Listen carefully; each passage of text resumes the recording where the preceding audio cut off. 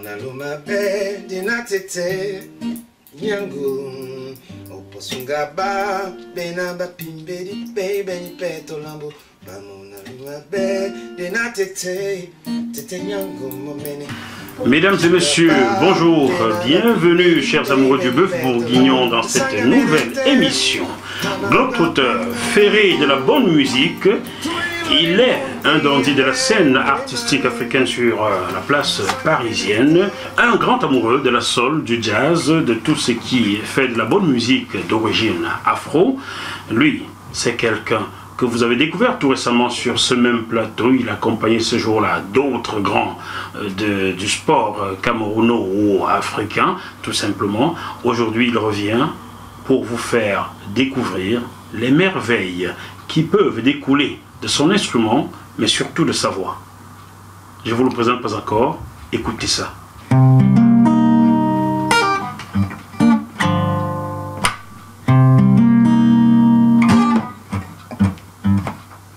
Na benete ponda ole wai neni nenondolo dola mulema detete na ponda ne body wat kaki ikakina bisana wali na dibe bunyambo isele ponda imabula njeyese tima wasanoi we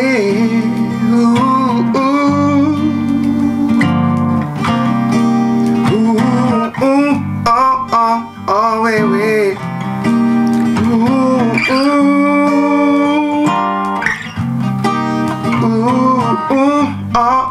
oh, ouais, ouais.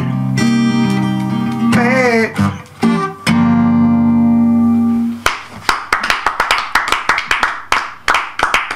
Vous l'avez compris, chers téléspectateurs du bœuf bourguignon de Jackie Moifo, nous recevons aujourd'hui Sango Ndedi Ndolo, que vous avez vu dans l'émission avec Jean-Jacques Missé tout récemment. Il était venu par amitié, par fraternité, faire quelque chose ce jour-là. Aujourd'hui, il est là pour lui-même. Vous allez donc découvrir un artiste pétri de mots, de talent. Et je suis sûr et certain que vous allez bientôt vous régaler. Juste à côté de Sango Ndedi, l'invité de l'invité, Samuel Ndiakwa-Iwane. Bonjour Samuel. Bonjour. Comment ça va? Très très bien. Alors Samuel, tu es photographe, hein?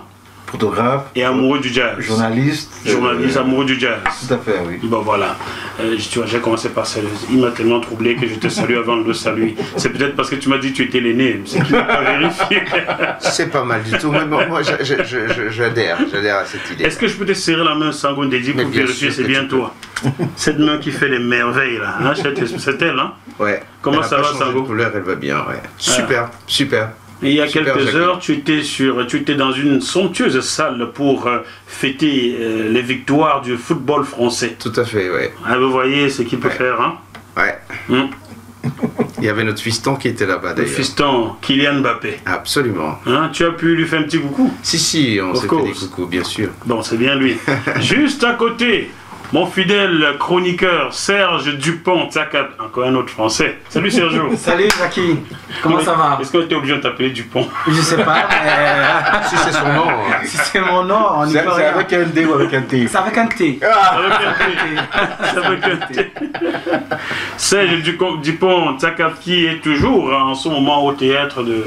Là nous sommes en tournée, nous étions au théâtre Les Gémeaux à Sceaux, dans cette rue Carmen. Là c'est une petite pause et ensuite on reprend avec Carmen au Luxembourg. Au Luxembourg, dans le gars en tournée européen en ce moment avec Carmen, donc le seul danseur camerounais qui sur la place parisienne fait parler de lui, voilà.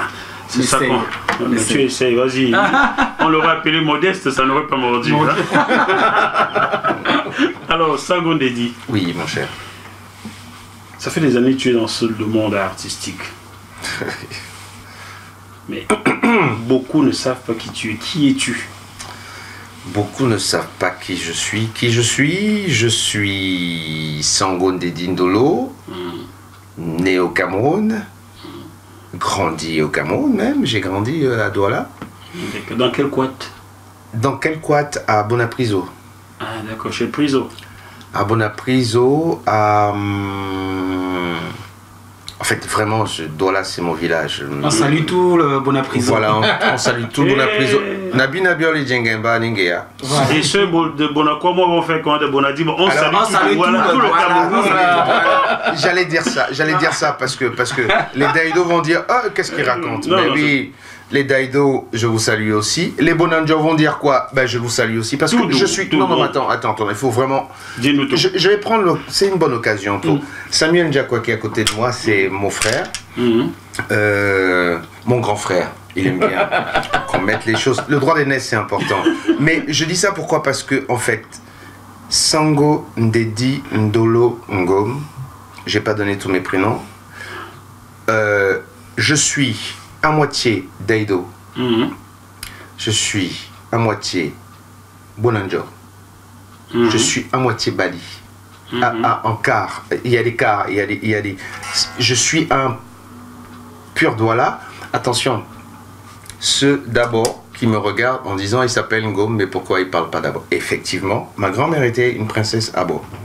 Et je profite de l'occasion pour saluer tous les Abo parce que, et d'ailleurs tous les Camerounais, on a perdu un grand chef, Ngom Priso, l'un des plus anciens chefs, qui était un de mes pères, vraiment, profondément.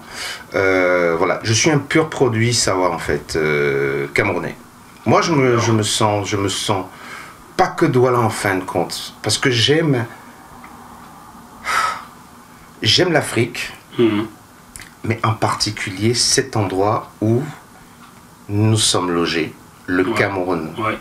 On vit dans une diversité qui est juste extraordinaire. Et je vais pas être très bavard parce que tu vas me poser plein de questions. Mais l'endroit où j'ai grandi à Douala, pour vraiment le citer, ça s'appelle la Cité des Douanes. Eh bien, croyez-moi les amis, j'ai vécu dans un endroit qui était un peu le monde pour moi, parce que j'ai voyagé dans tout le Cameroun étant sur place. Mais tu vois tout le monde. C'est juste extraordinaire. Des Ewondo, des Bassa, des Bafia, des Bakweri, j'avais tout le Cameroun ici. Là. Mais c'est juste extraordinaire. Voilà, la diversité, elle commençait ici pour moi. Pas ici à Paris, mais là-bas, là tu as grandi. Quand je dis ici, oui, voilà. Là tu as grandi. Absolument. J'en profite pour saluer ma famille Douala, car j'ai une famille Douala. Mon beau-père, le deuxième mari de ma mère, Léa Félix, était à Bro. Donc je salue sa nièce Kwedi Catherine, Grand Baobab à Bonaberi, et son mari, Monsieur Moukete. J'espère que vous allez bien. Voilà. Je sais que nous sommes plus ou moins en famille, mais je vais te surprendre. Léa, ça veut dire que c'est quelqu'un qui a mon sang. Parce que Léa, ça s'invente pas. C'est Ngom Priso, ça. C'est du Ngom Priso. Bon, Nya Léa Mbassi, on dit en général. Nya Léa Mbassi. Donc c'est forcément ça. Ah ouais. Oui. À la musique, le bœuf bourguignon, qu'est-ce que ça peut nous faire? Alors, oui, le vin c'est bon aussi, mais on va pas faire sa pub, on trouve ça ici. Alors, parle-nous de tes débuts dans la musique au Cameroun. C'est loin, hein? Oui, je m'en doute bien. C'est loin, je suis vraiment tout petit, j'ai 5 ans. 5 ans, oui. Et j'aime déjà vraiment les sensations que me procurent certaines musiques. Lesquelles par exemple? Nous sommes à Douala, tu as des Boalotines qui sont là, des Manu Dibango, des Cambibrians, comment on l'appelait l'homme de chèvre? Tokoto Ashanti. Tokoto Ashanti. Boa. Voilà, donc les anniversaires, Si on m'appelait, mon petit nom c'était Jaco. C'est toujours d'ailleurs. Jaco. Si Jaco n'est pas une boum, la fille là elle va pas ouvrir le bal parce qu'il faut qu'elle danse avec Jaco. Ah d'accord. Donc la musique était commençant à s'installer. Les instruments sont venus par la suite, quelques années plus tard, 4-5 ans plus tard, l'âge de 10 ans à peu près, avec les grands frères. Mais si je peux me permettre, parce que comme tu étais l'aîné, tu étais là, tu voyais. C'est des étapes, c'est parce que en fait, il a un de ses oncles, Nkoko, qui avait créé, Coco Barreau, la famille Barreau, oui. Qui avait créé le premier festival de musique du Cameroun. Alors attends. D'accord. Attends. C'est la preuve qu'il est l'aîné. Ouais, mais les aînés parfois ils font des petites erreurs. Le Mkwakwa dont tu parles, c'est mon père. Voilà. C'est son père. Non mais c'est pour, hein. D'accord. James Rodolphe Mkwakwa, Voilà. effectivement, qui a créé le premier festival de musique camerounaise, exactement en 70. Non, 72. Ouais. Ouais, qui a fait un grand boucan. Donc, il avait quoi? Il avait 5 ans, 4 ans, je t'ai 3 ans, voilà, tu vois. Moi j'étais à ce festival-là, il n'était pas à ce festival. Mais d'ailleurs c'est drôle parce que je me rappelle qu'à l'époque j'entendais une chanson qui était dédiée, je sais plus qui avait chanté ça, Festival et Tombina Succès, un truc dans le genre là. C'est en Miango, qui citait tous les artistes qui étaient là, Utabella, enfin toute cette richesse. Je crois que psychologiquement quand t'es gamin t'enregistres des choses et tu sais pas ce que ça donne par la suite. Ça a dû avoir une influence. Mais je savais pas ce qui se passait. On le sait jamais. Et à quel moment commences-tu à jouer d'un instrument? Je commence vraiment à gratouiller un peu à la maison. Il y a... Ma mère accueille le fils... J'ai jamais raconté ça, tiens. Et ça me revient là. Si on parle de ça, non mais ça c'est... Le Bœuf Bourguignon est fait pour ça, on dit tout ici. Ma mère accueille le fils d'une de ses copines. Maman était, comment on appelle ça, institutrice, professeure des écoles. Donc elle avait une multitude de copines et elle avait il y a tellement d'enfants. Je vais citer son nom parce qu'il y a beaucoup de gens qui vont reconnaître à ce moment-là. Les enfants que maman a un peu éduqués à sa façon l'appelaient Mademoiselle Bébé. Mademoiselle Bébé. Maman a commencé ce boulot très tôt, elle devait avoir 18 ans et elle avait la réputation d'être vraiment quand elle t'a en main, elle te lâche pas. Il fallait qu'elle emmène ses filles à l'école des filles, je me rappelle. Il fallait qu'elle amène ses filles quelque part. C'était très important pour elle. Et pourquoi je suis allé là-dedans? Oui, parce que maman, il y a le fils de la copine de maman qui vit à la maison. Qui vit à la maison. Maman récupère ce garçon qui a 20 ans, à peu près. Moi, j'ai 10 ans, 9-10 ans. Et donc, il est dans ma chambre. Et on n'était pas nombreux chez moi, contrairement à ce que pensaient les gens. On croyait maman avait 10 enfants, mais non, on était 2. Mais il y avait des cousins, des cousines, des amis qui habitaient à la maison. Et elle récupère ce garçon à qui je donne ma chambre, mais volontiers, parce que c'est un grand frère. Je suis content d'avoir un grand frère à la maison. Et apparemment, il jouait de la guitare et il joue de la basse. D'accord, guitare basse. Guitare basse. Mais on n'avait pas de basse. J'avais ma vieille casserole acoustique, je ne sais plus qui me l'avait donné cette guitare. Et donc il me dit, bon attends, tu veux jouer la basse? J'ai dit oui, t'inquiète pas, on va trouver. On a scié, comment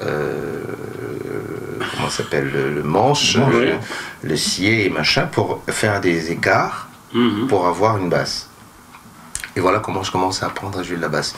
Donc j'apprends une ligne de basse, je vais lui chercher une cigarette, pour qu'il m'apprenne une autre ligne de basse. Et apparemment c'était un peu un truc qui était dans le quartier parce qu'il y avait un grand frère qui ne vit plus aujourd'hui malheureusement, Elokan, on l'appelait Elo Bass, très très grand, bassiste avec les Aboubas et tout ça. C'était ces grands frères là qui m'ont amené à la basse. À 15 € le bâton de cigarette, tu imagines 15 francs. 1 centime ici. 15 francs le bâton de cigarette. À son époque, ça devait être les centimes de francs. 15 francs, mais c'était vraiment pas cher. C'était pas cher du tout. L'argent baigné d'un enfant acheter un paquet de cigarettes. Encore, on envoyait. Je comprends comment il a aussi appris à fumer. Oui, à l'époque. Maman est toujours là? Non. Un père son âme. Oui. J'allais déjà lui faire le Congo ça pour qu'elle apprenne comment tu as fumé. Non mais arrête, parce que c'est un sujet qui n'est pas très terrible. D'accord, on oublie ça. On oublie ça. Alors c'est comme ça que tu apprends à jouer à la guitare. C'est comme ça que je commence à apprendre à jouer de la basse à l'âge de 10 ans. Et à 12, 13, 14, je commence de plus en plus. Je rencontre des amis, forcément. Il y a un garçon que je vais citer qui s'appelle Florent Gairel. Florent Gairel. C'est un blanc? C'est un blanc. Ah, d'accord. Par son nom, tu as reconnu. Oui, tu t'appelles comment encore? Moi, Faux. Tu Et ton reconnais prénom aussi c'est que... quoi, Jackie, c'est ça? Oui, c'est ça. Oui, mais bon, ton nom dit que tu... C'est moi, faux. Oui, et lui Ça vient s'appelle de- Dupont, donc c'est un C'est un problème. vrai français. Serge Dupont, moi je sais pas, fais quelque chose, mec. Moi, je l'appelle Tchakap, c'est plus facile pour moi. Tchakap, ça C'est sonne. ça, ça capte. Tchakap. Fais-moi un peu un tchakap sur la guitare là. Ça sonne, c'est rythmique direct. Tu veux pas crier un truc là-dessus? C'est Non, direct. On va écrire une chanson Tchakap. Ça capte, non, il faut que Tchakap, c'est un peu un reggae quoi, tu vois, c'est C'est un ça. reggae quoi. Ouais. Tchakap, Ça, c'est tchakap. quoi Tchakap déjà? L'homme de l'argent. Non, pas l'homme de l'arbre de l'argent. L'arbre de l'argent, Et voilà. ça va pas sur bateau. Non, je sais, c'est l'arbre de l'argent. Tchakap, c'est l'arbre de De l'argent. L'arbre de l'argent. Donc au village, là, vous avez même le concept de planter un Planter un arbre. arbre et que l'argent, voilà. Je c'est- comprends pourquoi mais- quand on nous appelle ici en Mais tu sais quoi Europe, C'est la fin Ah, quand Moi, dit, ouais. c'est quoi le quoi? KWA. L'arbre de la vérité. Ben voilà. Ah, Hein? c'est Ça veut dire que, j'aime. en fait, ça veut dire que quand tu bois, en fait, l'arbre de la vérité donne un jus. Hein. Mhm. Et donc, si parmi nous, il y en a un qui a menti, Mhm. si tu bois ce jus et que tu as menti, eh ben, T'es tu... mort. ben voilà, Voilà. tu passes à la trappe. Ah, je pense que ce jour-là, papa avait dû en boire. Hein?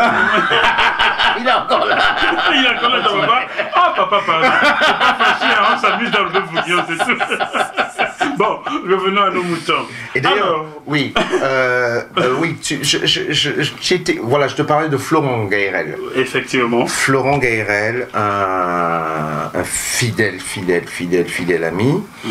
Nous sommes vraiment gamins, nous sommes à Douala, on a 14-15 ans, on est toute une bande, les Guirozans, enfin c'était vraiment une énorme bande et il y en a pas mal qui font de la musique parce qu'à l'époque, il n'y avait pas la télévision, Non.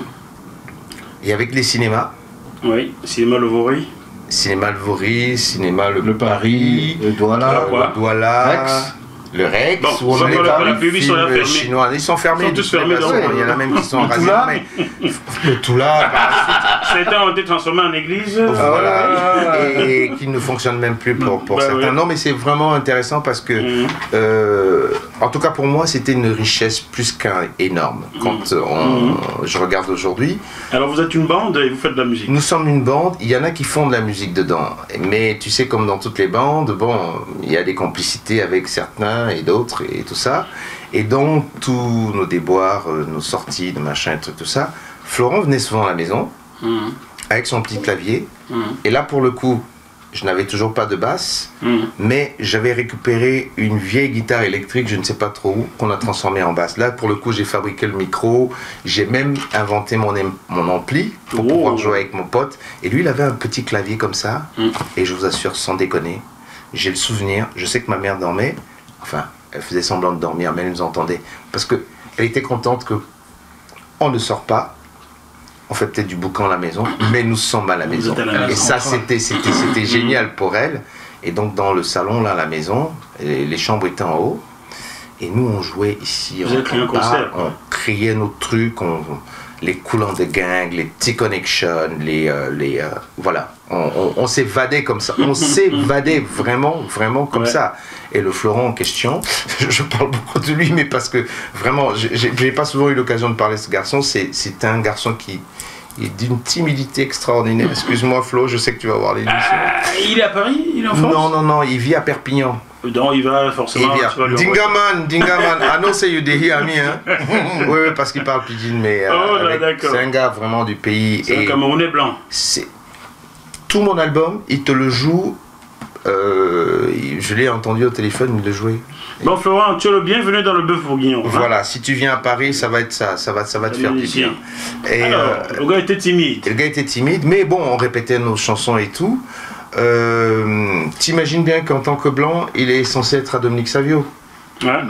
Eh ben non, Hein? il n'était pas à Dominique Il Savio. était avec vous dans l'école normale, là. Il était à De La Salle. Avec vous. À De La Salle, à quoi, c'est Ah, ça? quoi, Son ouais. père Ouais. n'était pas coopérant. Si, si. Tous Mais ses non. frères étaient à Dominique Savio, mais lui, il était Lui, à il a De dit La non, Salle. je vais avec Non, mes amis. Il dit que laissez-moi vos histoires là. Je suis au quad. Je vais être Camerounais. Je suis au quad. Donc, de temps en temps, moi, j'étais à l'époque, j'étais au CS de Bonadoumbé. Mhm. Donc, quand on finissait le cours, il venait me chercher en moto. Et avec nos tenues, lui avec sa tenue, moi avec la mienne, on allait à Dominique Savio voir nos potes. D'accord. Donc, du coup, à Dominique Savio, nous avons là, pour le coup, je sais pas, 15-16 ans. et je deviens un mercenaire. Donc Dominique Savio, pour ceux qui ne sont pas camerounais, c'est le collège des expatriés, collège français. Enfin, voilà. Collège français, on va dire. Je viens à Dominique Savio de temps en temps. Il y avait un garçon qui jouait de la basse, parce qu'à l'époque, voilà, toi tu connais bien cette histoire, il y avait les groupes scolaires. Oui, et l'orchestre scolaire, oui. Je connais parce que j'en ai fait. Voilà. Donc pour rentrer dans un groupe scolaire, il fallait y aller. Ouais. Et là, à Dominique Savio, je débarque ici, effectivement, je suis pote avec tout le monde. Et je crois qu'il y avait un concert qui devait se dérouler, je ne sais plus trop.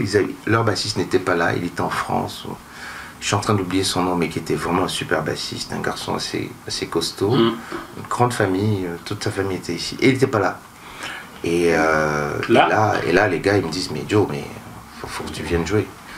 Je dis non.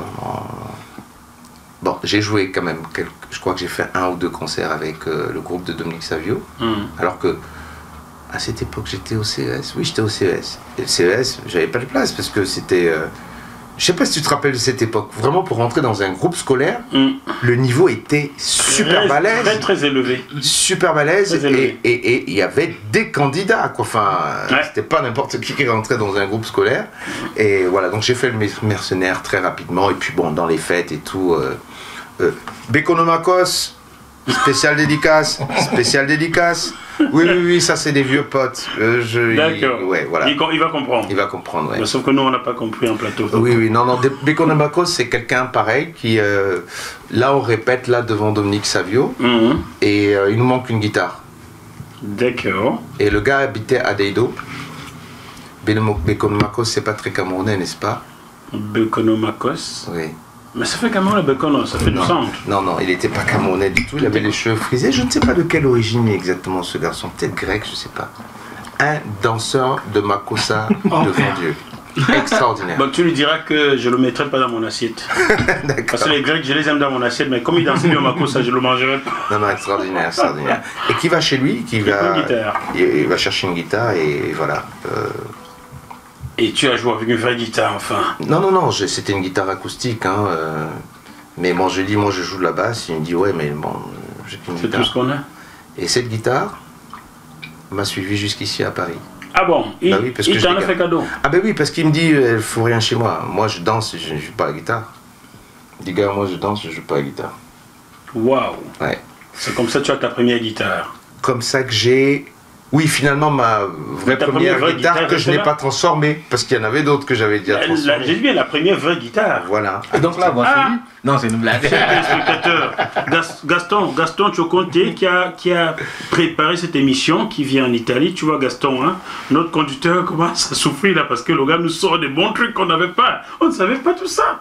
Le bœuf bourguignon, c'est bon. Nous sommes lambo. À Sango. Nous sommes lambo. Nous sommes lambo.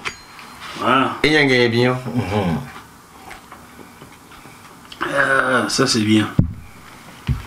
Donc finalement, c'est comme ça que tu as ta première guitare, c'est comme ça que tu joues dans ton premier groupe, quelque chose qui n'était pas prévu. Tu remplaces quelqu'un. Je remplace quelqu'un comme ça au pied levé. Et c'est parti. Ouais. Mais bon, je ne vais pas tous les citer, il y a une bande d'amis autour de moi. Une vraie... À l'époque, qu'est-ce que vous jouiez? Est-ce que tu peux nous sortir un petit truc que tu jouais à l'orchestre scolaire là? C'était quoi? On jouait quoi? Si tu m'interviewais, je te redis ce que je faisais. Hein, on jouait des choses, on jouait des... Qu'est-ce qu'on jouait?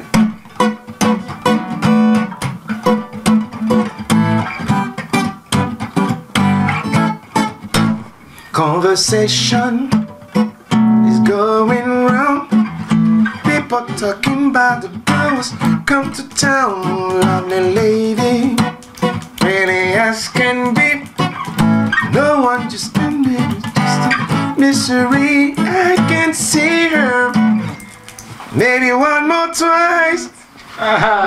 One thing I can say, oh, she's very nice. She's a lady. What I really want to know. Sometime I guess I'll let my feelings show. She's fresh, exciting. She's so exciting to me. She's fresh, exciting.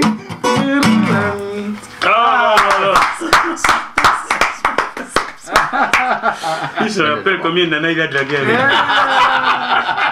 Tu as en train de faire un bouleversement total. Ah, C'est dingue. Comment elle s'est prénommée, la plus belle? Ah, qui ça quoi? La plus belle, là, qui était tombée quand... Elle était fresh. Elle était French? Elle était fraîche. Eh, madame à la maison, faut pas regarder ça. Hein. Non, tout va bien. Non, mais c'était assez drôle. Parce que, attention, dans la même époque, donc, on n'avait pas de télévision, je disais, on n'avait que les cinémas et machin, tout ça.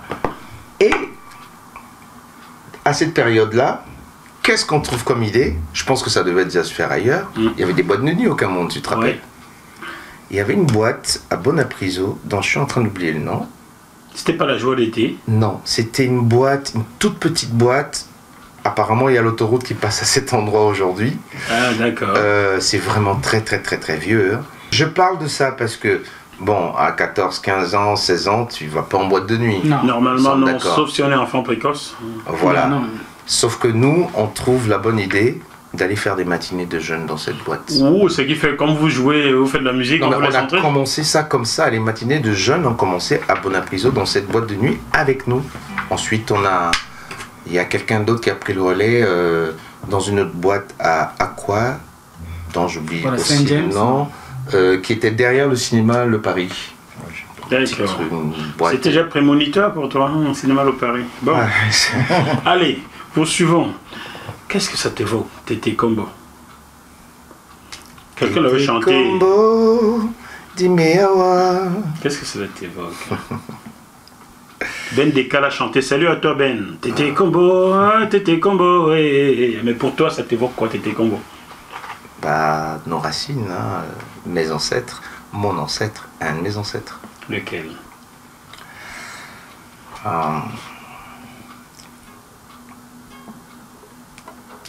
Tu sais ce que ça signifie cette chanson? Non, tu vas me l'expliquer. Non, sérieusement. Non, sérieusement. non. D'accord. Tu sais, toi, Samy. Non, vas-y, explique. Tété Combo, tu sais ce que c'est? Oui. Tété Combo, c'est père de la nation. Mhm. On te pleure. C'était une chanson qui a été dédiée à Douala Mangabel. On peut passer à autre chose? Enfin, se mettre à chialer. Alors, pour ceux qui ne connaissent pas le Cameroun, Douala Mangabel fut un leader du Cameroun, qui est donc originaire du même village que Sango Ndédi, qui contesta de manière vraiment efficace l'installation des Allemands. Et tout cela tourna rapidement au drame, car il ne fallait pas contester l'installation du colon ou bien la loi coloniale sur le territoire. Et c'est comme ça que Douala Mangabel fut déporté, je crois bien, et fut assassiné. Moi j'appelle ça assassiné en 1913. Je crois que c'était en 1913, par là. 11 ou 13, voilà. Ouais. Ma mère n'était pas en connaît, mais bon, on apprend. Tout à l'heure, j'ai salué tous les Douala de Daido, en passant par Bonanjoy et tout ça. Une fois de plus, mon nom ne doit pas évoquer forcément grand-chose, mais on se dit Ndédi Ndolo, ça vient d'où quand même? On se pose la question. Ma mère était originaire de Bali et de Bonanjo. Et donc, mon arrière-grand-père était le King Bébé. Je pense que le prénom de ton papa, Rodolphe, il le tenait de Rodolphe Douala Mangabel, non? Certainement, oui. J'ai fouillé, hein. Et pas moi tout seul. Tu peux dire merci à Gaston. Merci Gaston. C'est J'espère lui. te voir bientôt, mec. C'est lui qui prépare mes émissions, car je ne peux pas tout faire. Je suis en pleine promo pour mon livre, comme tu sais, j'ai fait un tas de trucs. Donc Tout à fait. Gaston m'a aidé et m'aide à préparer mes émissions. Génial. Voilà. Génial. Donc quand je ne trouve pas un truc, je lui dis Gaston, tu t'y colles. Il a son métier. Il se pose dans la nuit, il fouille. Donc merci à toi Gaston, du fond du cœur, merci. Que JMTV plus grandisse et tu démissionneras de ton boulot pour me suivre. C'est ce qu'on te souhaite, mec. Ah ben ça va grandir et tu vas me suivre Gaston, je vais plus te lâcher. Bon, nous allons maintenant, chers téléspectateurs, évoquer l'exil et le parcours de Sango Ndédi Ndolo ici en Occident. Tu pars du Cameroun à quel moment? Je pars du Cameroun en 86. Il y a de cela 32 ans. Ouais, Je te parle d'un temps que les moins de 30 ans ne peuvent pas connaître, je crois. absolument. J'espère que Chanazavo va mieux. Il a fait une chute samedi et il était hospitalisé. J'espère qu'il va mieux. 86, Avant ça, je commence à quitter Douala quand même parce que un peu rebelle quand même, la musique est là, la fête est là et que j'aime ça et je sais pas, je veux découvrir des choses et maman dit bon ok, la première fois que je quitte Douala, je suis plus jeune que ça quand même, on rigolait avec ça parce qu'on appelait ça affectation disciplinaire. Affectation disciplinaire. Je crois que j'ai 16 ans, on m'envoie dans un lycée à Muyuka Yoke. Et c'est vers Bria. Il y avait une équipe de football là-bas un temps, Muyuka là. Peut-être, c'est pas impossible. Ouais. Et donc je vais là-bas, des écoles anglophones, machin, où j'attrape plein de maladies, des trucs bizarres, je maigris. Un peu de bourguignon. Oui, mais vas-y mon gars, gâte-toi, il y en a, hein. Bon appétit. Bon appétit à toi. Et donc Muyuka, finalement, c'est vraiment chaud pour moi parce que c'est vraiment, vraiment, vraiment difficile. Rice and beans every day is not cool, you know. Yeah. Ouais. Avec tout ce que ça en suit. Voilà. Et, You become slim. Yeah. Like Slim Penza. Hi Slim. Slim, I'm still waiting your reply. I wrote something to you on Facebook. Il est cool, Slim. Il connaissait papa, il connaissait très très bien. Mais dis à Slim Penza de me répondre. Ça fait 25 ans que je lui ai écrit par Facebook que j'attends que toujours. Ah bah demande à sa femme. Ben, je n'ai pas le numéro de sa femme. Tu vas me donner tout ça? Ça se trouve. D'accord. Je reviens donc à Douala parce que c'est quand même dur pour moi. Et bon, Douala, ça le fait pas. C'est bon, hein. Ah mais bien sûr, Bourguignon, obligé. Regarde-toi, tu reviendras, t'inquiète pas. Oui. On revient toujours. Toujours. On jouait devant un deuxième bœuf, quoi. Absolument. Amuse-toi, Samy. Bon, donc Je reviens à Douala. Tu reviens à Douala parce que ça a été dur là-bas Non, à c'était Muyuka, difficile, mais tu as quand même eu l'avantage d'apprendre to speak English. You learn to speak English there. Yeah, a little bit. So you are a real Cameroonian, you are Balinga. Exactly. That's very nice, And my when brother. I came back in Douala, my Yeah. mom said, you can't stay here. You have You have to move again. another place. Et je move où? Je move cette fois-ci à Yaoundé. Dans quel coin de Yaoundé? Je suppose qu'André Marital t'a accompagné. Je vais à Yaoundé, Yaoundé, la capitale. Ouais, il a dû m'accompagner. que j'aime beaucoup, qui m'aime beaucoup aussi. Ah, Dès oui, qu'il oui. entend ma voix, il sait qui je suis. C'est extraordinaire. Extraordinaire, papa. C'est pas le fils de mon coco? Ah bah si, c'est le fils de mon coco. Parce qu'il aimait beaucoup papa. Ouais. Et donc je suis à Yaoundé, chez une de mes tantes, et je vais à l'école, dans un collège qui s'appelle Charles À Tangana. à Bastos. À Bastos. À C'est Bastos. Tic Charles à Tangana. C'est Tic Charles à Tangana. Oh mon Dieu. C'est toujours là, hein. C'est toujours là. Ça me ramène derrière. Hein. Ah, non mais je sais que ça te fait quelque chose. C'est là où j'ai gagné le deuxième prix de meilleur chanteur des orchestres scolaires en fin 90. En fin 80. Fin 90 au collège Charles à Tangana. Oui. Oui. Si je me permets, Oui, bien sûr, je crois que c'est ça, Chartana, avait aussi un orchestre. Oui, effectivement. Donc voilà, je connais quand En voulant l'envoyer en exil, on l'envoie. on envoie dans la gueule de. On envoie Exactement. Voilà, mais parce que c'était Et- réputé. Mais maman ne savait Je pas. crois que le boss s'appelait Monsieur Leloup. Oui, Monsieur Leloup, c'était un Français à l'époque C'était un encore, Français. oui. Monsieur Leloup, je l'ai connu. Absolument. Monsieur Leloup. Et qui me regardait On comme t'a mis un la gueule du drôle loup, de quoi. personnage, oui.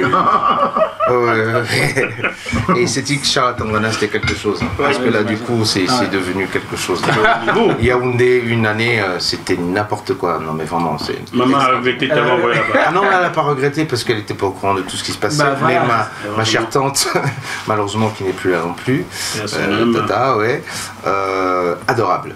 Adorable, une femme infirmière à l'hôpital central de Yaoundé. Des Yaoundé, oui. Mais j'ai une famille ici, j'en ai même plusieurs à Yaoundé, et j'ai une famille qui, voilà, on revient aux origines. Donc cette famille Ngom Priso dont je parlais, il y a un des princes qui est mon oncle, mon grand-oncle en fait, qui vit à Yaoundé, qui s'appelait Mbelangom. Belangom. Ah ben bien sûr que ça te parle, toi tu adorais le Mais il a foot. joué au football. Eh ben bien sûr, entraîneur de Belangom a foot joué au aussi. foot. Mais bien sûr. Il a joué au sein des Lions. Ah je crois, oui. Je me souviens qu'en 1989, Belangom au sein des Lions. Et son fils Tony a été ici, il a joué au foot ici pendant longtemps, un génie du foot. Oui, Belangom. Il était très talentueux. C'est dommage, il n'a pas fait une longue carrière, mais il était très talentueux, Belangom. C'est les anciens, ça. Après, je crois qu'il était entraîneur, je sais plus si c'était de Tonnerre de Yaoundé ou quoi, en tout cas une grande équipe comme ça. Et donc, je suis entre chez ma tante et chez Mbelangom. Donc, je fais un coucou à la famille Mbelangom parce que j'ai ma cousine qui s'occupe de moi un peu au Cameroun, qui est mon avocate. Ah. Maître Nicole Mbelangom.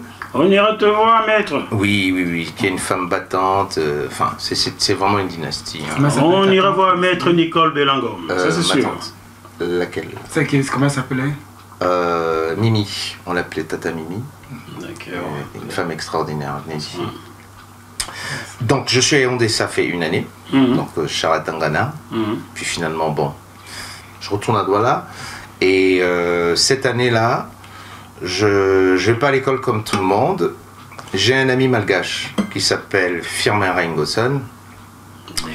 Sa mère, un soir, on est en train de manger en famille. On était plus ou moins voisins.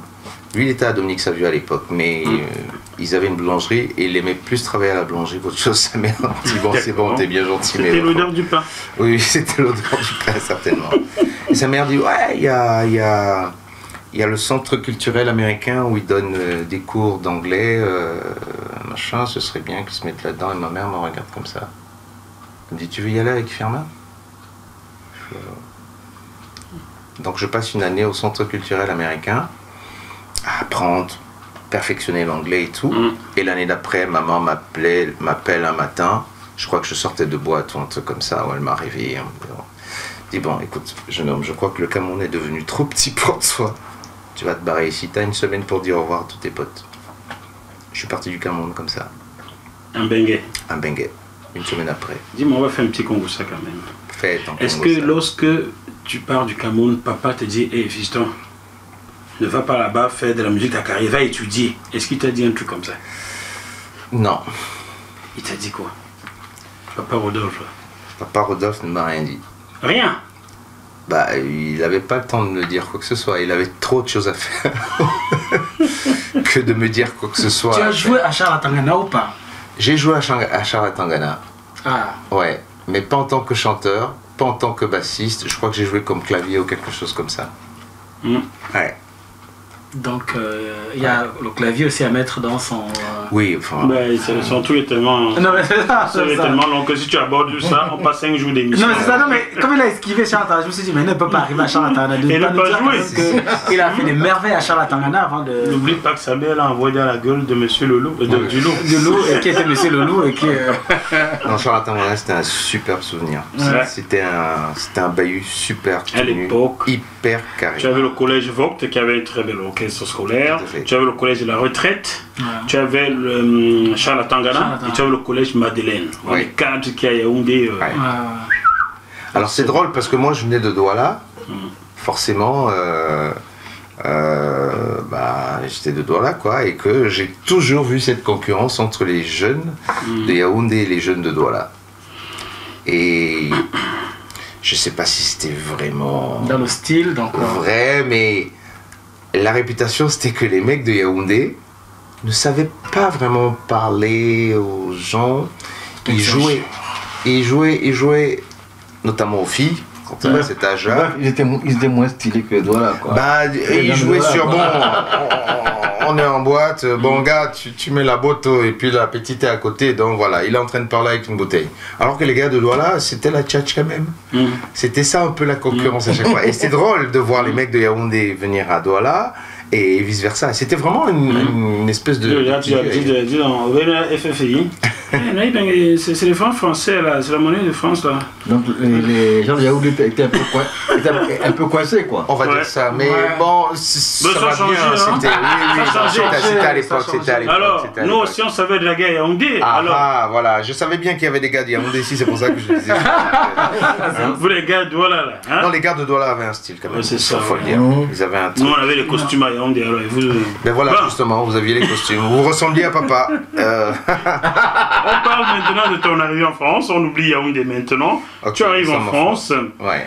86. 86. Septembre 86. Tu viens pour apprendre l'électronique ou tu quoi? Je viens apprendre l'électronique. Wow, ouais. Je viens apprendre l'électronique. Et tu atterris où? Et j'atterris à Romainville. Dans le 9-3. Dans le 9-3. chez mon cher tonton Henri Bébébel et sa femme Diane Alice. Et il m'accueille, c'était merveilleux.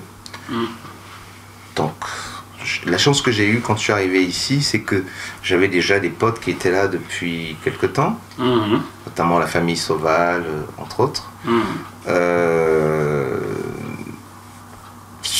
J'arrive en septembre, commence à faire un peu frais quand même, tu vois, en septembre. Ouais, pour quelqu'un qui sort de 40 degrés. Voilà, et qui n'a jamais vu la neige. Et cette année-là, je te promets que la neige n'a pas fait semblant, quoi, tu vois. C'était un vrai baptême. Tu t'es dit, mais qu'est-ce que je fous là? Ah, Dieu mettait dans un frigidaire un glaçon, donc tu es mort, quoi. Dans la maison, ça va, hein. Il fait bon. Tu dis, bon, j'ai tenté quand même dehors. Non, j'ai mis mon nez dehors, j'ai fait, allez, rentre. Ça, c'était mon accueil un peu. Et donc je fais l'électronique ici. Dans une école là, ou... dans une école à Bobigny. Très rapidement, nous sommes en France, hein, je commence à voir les réalités un peu de la vie ici et tout. Je vais passer des vacances au Cameroun en 2 ans après. Et quand je reviens, je sais pas, je sens que il va falloir que je me démerde un peu et que machin. Donc, qu'est-ce que je fais? Je vais à Perpignan. Je vais chez mon pote. Ton pote Florent. Mon pote Florent. Perpignan. Et ils n'étaient pas mariés à l'époque, mais il est avec une amie d'enfance. Ils ont une grande fille d'ailleurs, Nathalie et Rosan. Julie, ils ont leur petite Julie. Et donc, je suis un peu ici. Et bon, moi, je découvre Perpignan en même temps en été. C'est juste extraordinaire. Il y a tous les vacanciers sont là. C'est fabuleux. Tu t'as vu, belle petite. Ben allez, on va pas dire ça. Ouais. et parce que j'ai fait DJ aussi à l'époque. Donc je me dis, bon, écoute, je vais rester ici un peu. Je crois que je vais rester. Ah, c'était génial parce que du coup, on commence à recréer un peu ce que nous sommes au Cameroun, une bande. Et donc on a une jolie bande là à Perpignan, c'est génial. Vous remettez à la musique? Ah oui, la musique elle est là. Ça, c'est la alors là, la musique elle est vraiment là. Il y a des photos, il m'a envoyé une photo d'ailleurs. Et il me trouve un boulot dans une boîte par le biais d'amis, machin, Serge, qui était, je sais pas, manager dans cette boîte. Le privé, où je joue comme DJ. D'accord. Je joue comme DJ, mais très rapidement, l'hiver m'a fait comprendre que Joe, mais qu'est-ce que tu fais ici là? Tu es parti de Douala pour venir dans un petit village, parce que c'est un petit village en fait, Perpignan. Ouais. Et voilà, donc je repars de Perpignan pour revenir à Paris. Et à Paris, alors là, les études, c'est fini. Non, c'est pas complètement fini parce que maman se dit que non, Jojo, tu vas pas y échapper comme ça. Qu'est-ce que tu veux faire là? Tu veux plus faire ton truc d'électronique, électrotechnicien, machin, truc.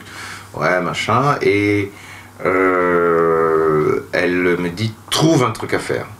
Je dis, ok, puisque c'est la musique, elle me dit, trouve un truc dans ton truc. Et là, je m'inscris dans un studio d'enregistrement où le mec donnait des cours. En fait, c'était une école d'ingénieur de son. Johnny Hallyday a enregistré ses albums là-bas à l'époque. Le Studio Orange, ça s'appelait. Dans le 20e. Et là, je fais mon diplôme d'ingénieur de son pendant 2 ans quand même. Ingénieur de son. Et à la fin de mon cursus, le mec me trouve bon apparemment. Il me dit, tu sais, vous êtes 15 élèves, on en prend 1 chaque année. Et cette année, je pense que ce serait ça tombe sur toi. Ouais. Et tu sais ce que je fais? Non. Je dis, ça m'intéresse pas. Oh non. T'es destructeur ce garçon. Je me rappelle de lui, très clair de peau, un entier avec un afro, petit. Il me dit, mais qu'est-ce que tu fais ici? Je dis, bah, c'est pour la musique que je fais ça. Il me dit, oui, mais je comprends pas à la fin. Je dis, ben, c'est pour que quand je suis en studio, l'ingénieur de son ne me dise pas quoi que ce soit. Parce que moi, dans ma tête, c'était un processus. Et pour la petite histoire, même l'électronique, aussi bien l'électronique que l'électrotechnique, tout ceci était en direction de la musique pour moi. Ah d'accord. Oui. Bah, c'est un mystère d'écouter la musique dans une radio. Quand t'es gamin, tu te dis que elle vient d'où la musique du ciel là. Non, il y a les gens dans la radio qui chantent. Eh, Dieu est en train de dire que quoi. Dans ta tête, ça, tu étais clair, musique. Ah oui, oui. Depuis l'enfance. Oui. La seule chose que je trouvais extrêmement prétentieuse, c'est de s'autoproclamer compositeur.